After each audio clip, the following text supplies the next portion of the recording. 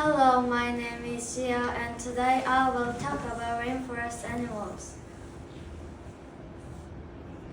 I think rainforest animals are interesting for three reasons.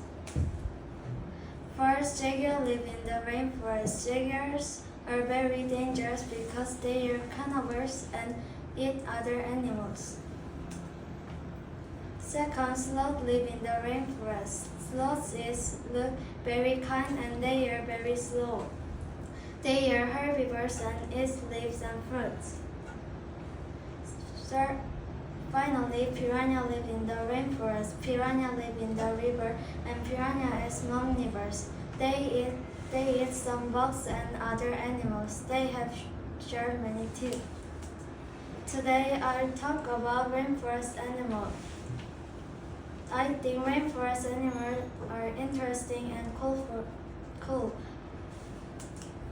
Thank you for my presentation.